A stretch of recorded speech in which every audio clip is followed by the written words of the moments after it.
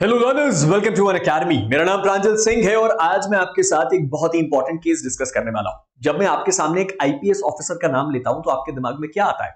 जाहिर सी बात है, एब्सोल्यूट पावर, बहुत सारी प्रिविलेज और उसके साथ ही साथ देश की रक्षा करना। लेकिन अगर मैं उसके साथ साथ आपके सामने नाम लूं डिवोर्स केसेस का, तो आपके दिमाग में क्या आएगा? हमारे देश में ज्यादातर वो महिलाएं जो डिवोर्स केस में किसी भी प्रकार के हैरासमेंट से परेशान होती हैं, उनको एडवाइस किया जाता है कि वो महिला थाना जाएं या फिर किसी सीनियर फीमेल पुलिस ऑफिसर के पास जाके मदद लें।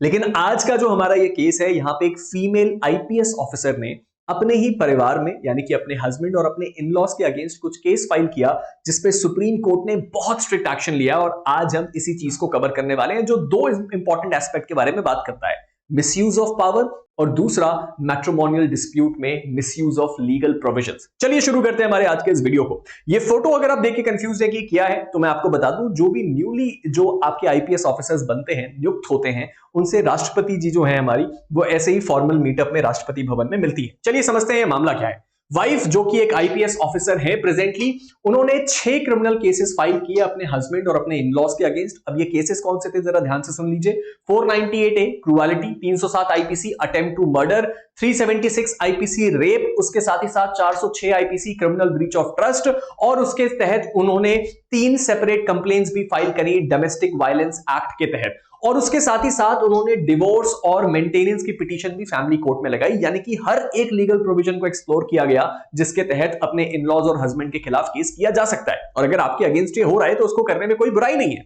लेकिन इसका रिजल्ट क्या हुआ सर? इसका रिजल्ट ये हुआ कि हस्बैंड को लगभग 109 दिन जेल में रहना पड़ा और उनके फादर को तकरीबन 103 दिन जेल में रहना पड़ा। लेकिन अगर जेल में रहना पड़ा तो इस बात से प्रॉब्लम क्या है? अगर उन्होंने गलती करी थी तो उनका जेल में रहने का अधिकार था। लेकिन अगर गलती ना करी हो तो सुप्रीम कोर्ट का कुछ ऑब्जर्वेशन है। सुप्रीम कोर्ट ने यह नोट किया कि उन्होंने जो सफर किया है, यानी कि हस्बैंड ने और उनके फादर ने, वो कभी भी क्या नहीं किया जा सकता, कंपनसेट नहीं किया जा सकता किसी भी तरीके से। और इसीलिए उस आईपीएस ऑफिसर को एक पब्लिक अपॉलॉजी देनी पड़ेगी। लेकिन यहां पे ये सब चीजें हो क्यों रही हैं, चलिए समझते हैं। सुप्रीम कोर्ट ने कुछ दो इंपॉर्टेंट बातें बोली हैं और उसके बाद दो और फॉलोअप की बातें बोली हैं जो आपको पता होनी चाहिए। सबसे पहले तो उन्होंने ये बोला कि ये जो आईपीएस ऑफिसर हैं, इन्होंने जो चार्जेस लगाए वो सीधे सीधे प्रूव नहीं हुए। और इस सिचुएशन में ऐसा देख के लगा कि ये जो चार्जेस थे ये उस समय इसलिए लगाए गए थे ताकि वो डिवोर्स ले पाए, अलग हो पाए, या जो भी उस समय का सब्जेक्ट मैटर रहा होगा। लेकिन फिलहाल तो जो कन्विक्शन है वो इस मैटर में नहीं हुआ है। और अगर सच में ये बातें डिवोर्स के लिए करी गई थी तो ये बिल्कुल गलत है। अब इस सिचुएशन में सुप्रीम कोर्ट ने सबसे पहले उस महिला आईपीएस ऑफिसर को बोला है कि वो और उसके पेरेंट्स तुरंत एक पब्लिक अपॉलॉजी करें। लेकिन ये नॉर्मल पब्लिक अपॉलॉजी नहीं है। ये बोला गया है कि एक इंग्लिश और एक हिंदी का नेशनल पेपर चुनिए और 3 दिन के अंदर आप इसमें अपनी पब्लिक अपॉलॉजी पोस्ट कीजिए। लेकिन पब्लिक अपॉलॉजी तो बड़ी सिंपल सी होती है। जी नहीं, इस वक्त सुप्रीम कोर्ट ने अपने पास एक फॉर्मेट बना के भी दिया है जिसमें सीजेआई गवाही ने यह बोला है कि इस फॉर्मेट में पब्लिक अपॉलॉजी दी जाएगी। और ये केवल अखबारों में नहीं आएगी, जितने भी सोशल मीडिया हैंडल्स है, फेसबुक, इंस्टाग्राम, यूट्यूब, हर जगह पे उसको शेयर किया जाएगा और 3 दिन के अंदर इस आदेश को कंप्लाई करने का आदेश है।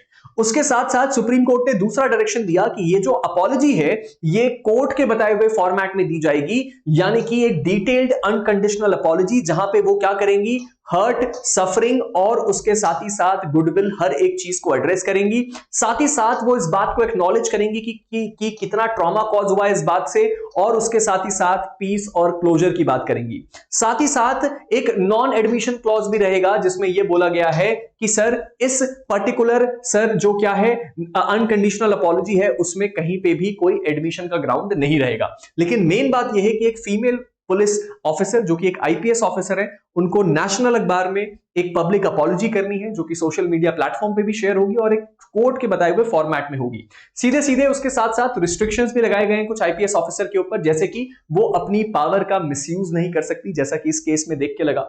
साथ ही साथ उन्होंने ये बोला कि जो आपका गवर्नमेंट ऑफिसर है वो कभी भी अपने किसी भी पद पे रह के अपने इस पद की पावर को इस्तेमाल करके किसी को इंटिमिडेट नहीं कर सकता, किसी को परेशान नहीं कर सकता।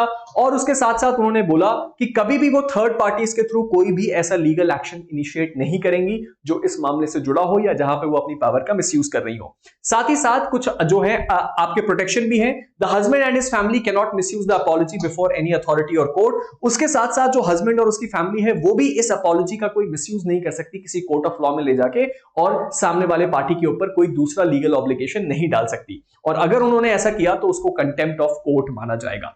तो ये दोनों तरफ की बैलेंसिंग अप्रोच थी, लेकिन सबसे ज्यादा जो हाईलाइटिंग बात थी वो यही थी कि सुप्रीम कोर्ट ने ऐसी बात कही। अब इसके कारण क्या होता है, सुप्रीम कोर्ट ने उसके तहत आर्टिकल 142 कॉन्स्टिट्यूशन ऑफ इंडिया का इस्तेमाल करते हुए यहां पे इस मैरिज को क्या कर दिया है, डिसॉल्व कर दिया है। और उन्होंने बोला है कि जिस तरह के डिफरेंसेस दोनों पार्टीज में आ चुके हैं, अभी शादी का कोई पॉइंट नहीं है और इसीलिए इस पूरी की पूरी मैरिज को खत्म किया गया। साथ ही साथ कोई भी पेंडिंग सिविल और क्रिमिनल केस को भी क्वॉश कर दिया गया, यानी कि अब कोई भी ऐसा मामला दोनों पार्टी में से किसी के ऊपर भी पेंडिंग नहीं है। और ये है वो लैंडमार्क रूलिंग जो हमें बताती है मिसयूज ऑफ पावर, हमारे देश में मैट्रिमोनियल डिस्प्यूट और उसके तहत हमारे देश में कंपनसेशन के बारे में भी। अब आपको इस केस के बारे में क्या लगता है, आप नीचे कमेंट सेक्शन में जरूर बताइएगा।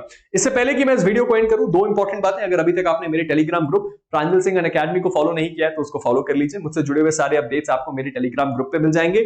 उसके साथ साथ इस वक्त अनअकैडमी आपको ऑफर कर रहा है फ्लैट 60% ऑफ और 12 मंथ का एक्सटेंशन हमारे सभी जुडिशरी सब्सक्रिप्शंस पे। 28,499 में आपको 2 साल का जुडिशरी सब्सक्रिप्शन मिल रहा है और ये वो प्राइस है जो एक्चुअल में 71,000 होता था। एक्सक्लूसिव प्राइस है लिमिटेड टाइम के लिए। इसके लिए अगर आप मेरा कोड इस्तेमाल करते हैं तो आपको डिस्काउंट भी मिलेगा। उसके साथ साथ आप एप्लीकेशन पे मुझसे जुड़ के अपनी तैयारी कर सकते हैं।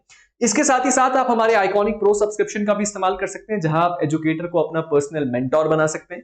इसके तहत अगर आप इस वक्त ये सोच रहे हैं कि अनअकैडमी में जुड़ के सबसे बेस्ट बैच कौन सी है, सबसे लेटेस्ट बैच कौन सी है, तो सबसे लेटेस्ट बैच है हमारी जज्बा बैच, जिसमें आपको 12 महीने का एक्सटेंशन मिल रहा है। और इसके लिए भी आप हमारा कोड PS का इस्तेमाल करके इस डिस्काउंट को अवेल कर सकते हैं, जो कि एक ऑल स्टेट कॉम्प्रिहेंसिव बैच है। And at last but not the least, आपकी प्रिपरेशन को अपस्केल करने के लिए राजस्थान, छत्तीसगढ़ और उत्तराखंड की टेस्ट सीरीज अनअकैडमी प्लेटफॉर्म में मात्र ₹1 में अवेलेबल है। इसको भी अपने हाथ से जाने मत दीजिएगा। मिलते हैं आप सबके साथ एक नई वीडियो में, तब तक के लिए stay motivated and keep learning.